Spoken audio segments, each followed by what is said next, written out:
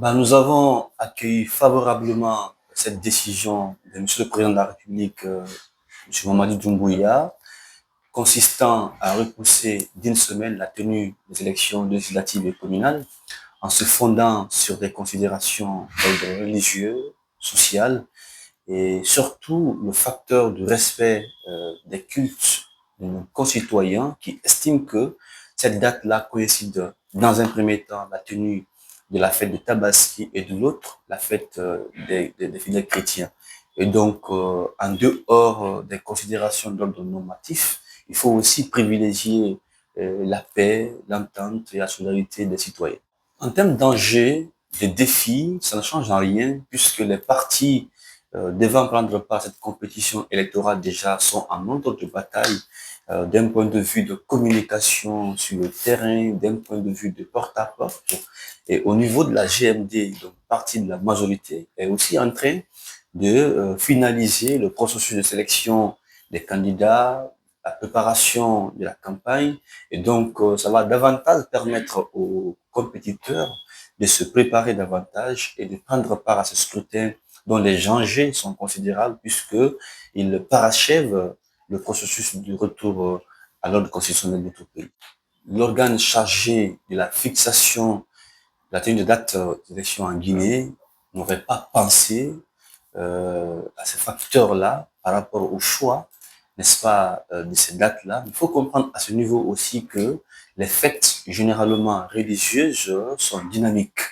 Donc, le mois prochain, ce n'est pas forcément que que ce mois-là où la fête va avoir lieu ou la fête des chrétiens. Donc, le législateur a pensé fixer une date qui est impersonnelle, qui ne prend pas en compte ces considérations d'ordre factuel ou circonstanciel. Et donc, j'estime que en repoussant d'une semaine, c'est davantage corriger ces imperfections qui ont été observées ça et là, permettant la tenue d'un scrutin inclusif, transparent et participatif. Le facteur de respect des dispositions d'ordre constitutionnel relatives justement à la loi électorale. Mais à ce niveau, on a deux considérations à faire. La première, c'est le respect stricto sensu de la loi, et la seconde, c'est le respect des cultures religieuses. Et à ce niveau, il faut privilégier, n'est-ce pas, le second aspect en essayant de repousser d'une semaine, puisque la loi, elle est faite pour la population et c'est à elle elle est appliquée. Et il appartient donc au chef de l'État qui est garant de l'équilibre national, de souveraineté et de penser à cette population-là, repousser d'une semaine cette date-là ne change à rien, comme je l'ai rappelé en amont, de l'ordre des choses. Je suis de ceux qui pensent que l'avènement au pouvoir de M. Mamadi Doumbouya était pour moi une opportunité offerte à la population de changer le fonctionnement de notre échiquier politique. À son arrivée au pouvoir, j'ai produit une tribune dans laquelle j'invoquais l'urgence de la révision de la loi portant parti politique. Cette charte-là était obsolète, était inadaptée, était moins ambitieuse, elle n'était même pas respectée par les formations politiques. Et à ce niveau, le débat politique guinéen devenait de plus en plus un débat de caniveau, un débat moins pertinent, un débat sur des personnes et non un débat sur des idéologies, sur des valeurs, sur des convictions. Et les partis politiques en général en Guinée souffraient d'une organisation interne, puisque elle exige le respect des lois aux dirigeants, mais leurs dirigeants ont du mal à respecter la loi en leur sein. C'est le cas du respect de la charte des partis politiques. Et lorsqu'on vous dit qu'on peut se réveiller d'un beau matin, créer un parti politique sans avoir un siège national, sans être représenté au niveau local et au niveau national, sans avoir la possibilité d'identifier les ressources du parti, sans avoir la possibilité d'identifier les militants et leur mode de recrutement des partis politiques, je pense qu'on avait vraiment besoin d'organiser l'échiquier politique national et de donner la possibilité à ceux qui en ont la capacité à la fois intellectuelle et la capacité de mobilisation en termes de soutien politique ou du capital politique, d'occuper l'espace politique et de penser à participer au débat afin de permettre à notre pays enfin de retrouver sa stabilité sociale, sa paix, puisque en général, notre vie politique des 40 dernières années ont été marquées par une violence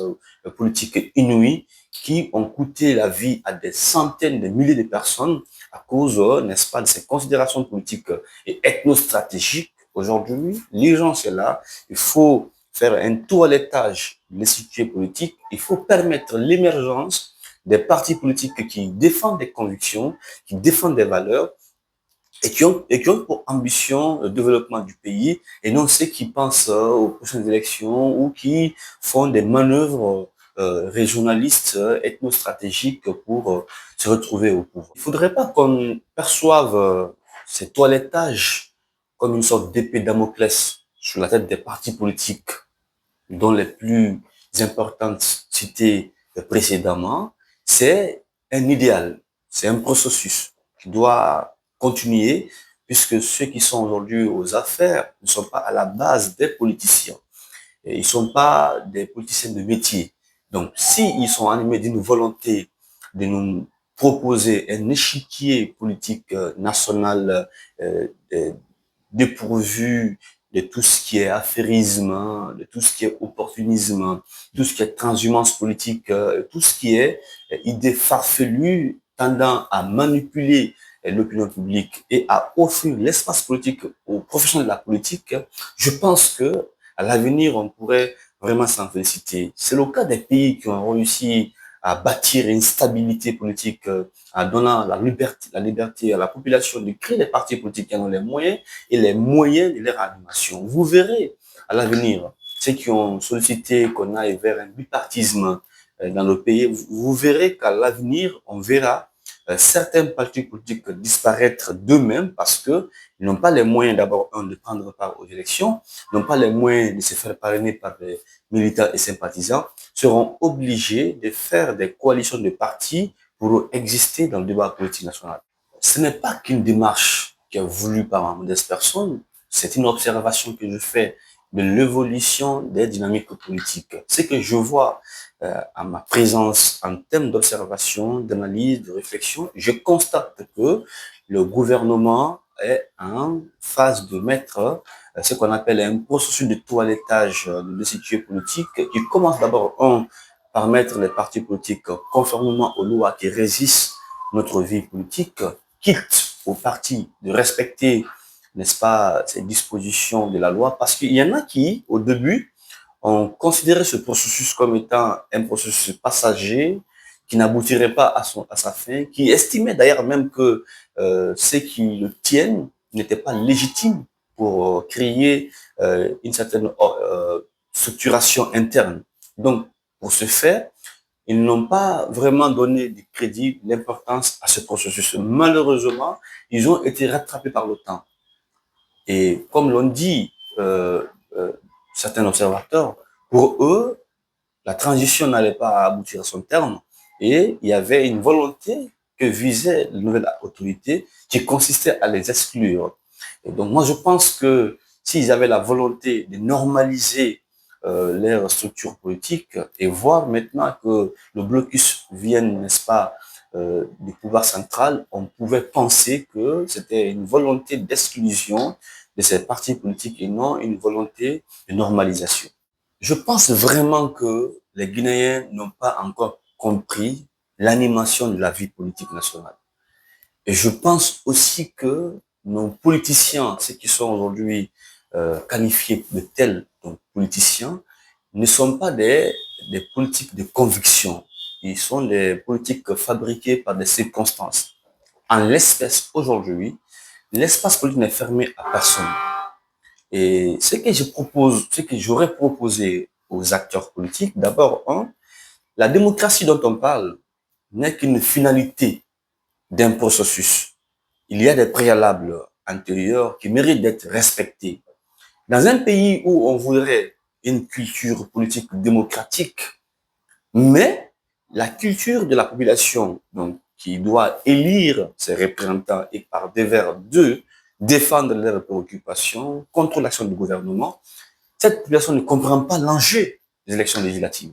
Donc, il appartient aux politiques qui veulent être des maires, qui veulent être des députés, d'aller à la rencontre de la population, leur expliquer leur motivation réelle qui fait qu'ils veulent s'engager en politique, expliquer quelles sont les lois dont ils veulent être porteurs, quels sont les changements dont ils aimeraient voir dans les 7 années à venir. Mais malheureusement, nos politiques préfèrent s'asseoir dans les cafés, dans les bars de café, dans les radios, avec leurs smartphones, pour critiquer la gouvernance, pour critiquer le processus. Or, ceux qui votent, en réalité, sont dans les quartiers, sont dans les districts, sont dans les communes, sont dans les préfectures, dans les régions. Malheureusement, on ne peut voler qu'une voix, deux voix. On ne peut pas voler l'espérance sociale d'une population. Donc, si une population porte dans son cœur un candidat au regard de sa capacité de mobilisation, on ne peut pas lui voler cette confiance de la population. Mais malheureusement, nous avons des acteurs politiques qui visent la finalité sans respecter les préalables.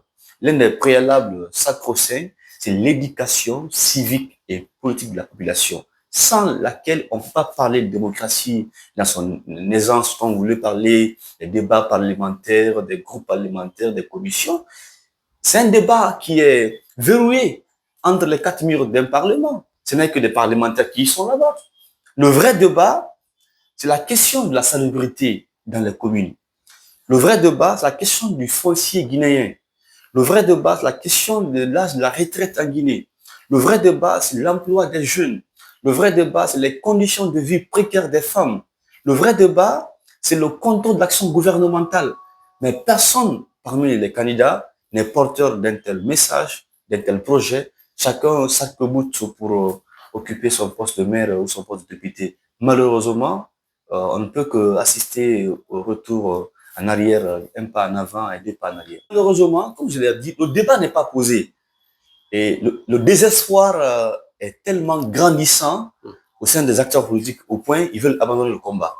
Or, des grands combats, des grandes visions, des grandes idées ont été portées par des groupes de personnes. Et puis, ils s'élargissent. Prenez le cas de PASTEF au Sénégal, Ousmane Sonko, le couple Ousmane Sonko du Faye. Ils ont commencé à peine 2 députés. Mais la prochaine législature a prouvé que ils sont 15.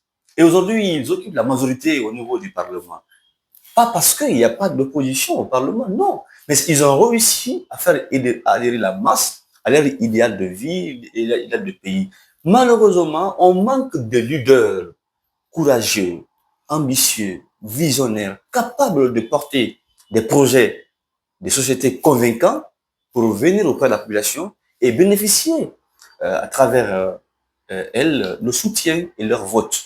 Moi, en l'état, je ne peux pas admettre que l'on donne le pays, encore une fois, à des politiciens des circonstances, donc d'entrepreneurs qui ne font la politique que pour penser au prochain siège. Le privilège est rattaché à ce siège ou à la commune, qui va continuer à faire des marchés gré à gré, sans penser à la population. Je préfère que le pays en l'état reste comme tel, puisque au moins on a moins de problèmes avec les politiques. Il n'y a pas de manifestations de rue, il n'y a pas de revendications, il n'y a pas de morts d'hommes, il n'y a pas d'incendie, il n'y a pas de blessés, etc. Au moins on se lève le matin, on va au travail. C'est là au moins va nous garantir une espérance de vie de plus de 65 ans. Que de vivre aujourd'hui lundi, mardi manifestation, mercredi, jeudi on fait des dégâts, vendredi on tue sur les corps. Samedi, on l'enterre. Dimanche, on se repose. Lundi, on recommence. Donc, ce cycle de vie, de politique de violence, il faut rompre avec cela. Alors, il appartient donc à l'élite de la Guinée, à l'intelligentsia guinéenne, de s'intéresser au pays, de comprendre les véritables préoccupations de nos populations. Aucun peuple ne souhaite le malheur. Tout le peuple souhaite le bonheur. Mais il faut-il avoir des élites capables de penser, de façonner, de conceptualiser leur monde qu'ils veulent vivre 50 ans, 30 ans à venir. Mais bon, si c'est pour davantage normaliser la situation politique du pays, tant mieux. Mais si c'est pour le respect de la loi, encore tant mieux, puisqu'on aura dit dans l'opinion publique à défaut de s'être mise à règle, la GMD, parti de la majorité présidentielle, n'a pas pu participer au scrutin en tant que parti politique. D'ailleurs, ça ferait une très bonne presse, puisque c'est ce que vous faites maintenant là. Ils n'ont pas pu avoir la possibilité d'avoir le candidat liste nationale, ce qui a fait qu'ils n'ont pas été candidats des partis politiques. Donc, on ne dira pas que l'IFDG a été exclu du processus parce que c'est l'IFDG, LPG parce que c'est LPG. On dira que c'est la loi, et la loi, elle est dure, mais c'est la loi. Il y a deux niveaux en termes d'enjeux. Au niveau local, avec les élections communales, et au niveau sénatorial. Donc, les conseils régionaux formeront les conseils des sénateurs pour être au niveau du Sénat. Ça, c'est au niveau d'enjeu. Il y a l'enjeu au niveau de l'Assemblée. Donc, le parti devait avoir 49 députés, liste nationale. Mais pour répondre à votre question antérieure, évitant d'avoir une assemblée monocolore, je pense que la formule qui est le mieux, c'est d'avoir des députés issus des formations politiques diverses, mais avec l'esprit GMD. L'esprit GMD, issu des formations politiques diverses, nombre de 49 personnes, plus les autres députés listes uninominales. Je pense que ça pourrait être un très bon plat présentable cette fois-ci. On ne dira pas c'est seulement un plat de soupe, on mélangera avec d'autres plats aussi. Et ça va beaucoup être dans la presse, dans l'opinion publique. Le taux de participation en termes de partis politiques va être revu à la baisse, mais naturellement, comme je vous l'ai dit, les militants ne suivent pas les partis politiques, malheureusement. Les militants du PEDN vont massivement voter le 31 mai pour leur candidat qui sera créé à nouveau, parce qu'ils ne bénéficieront pas d'une consigne de vote par leur leader politique. L'erreur a été commise en 2025. Vous avez vu M. Lansana Kouyaté qui dit à ses militants que chacun est libre de voter qui il veut, au sein de bon Dieu. Lui, il n'a pas pris part à une élection dont il n'a pas rempli les conditions qui étaient requises en la matière. Dans de telles circonstances, il est candidat pour la rupture. Ma foi, il est candidat pour la rupture. Il ne voudrait pas que M. Doumbouya continue à exercer le pouvoir. Qu'est-ce qui était mieux, plus mieux, qu'il donne une consigne de vote à ses militants et que ça soit respecté? Si c'est l'abstention, qu'ils disent clairement, puisque nous ne prenons pas part au scrutin, nous demandons à nos militants et sympathisants de s'abstenir de voter le jour du scrutin.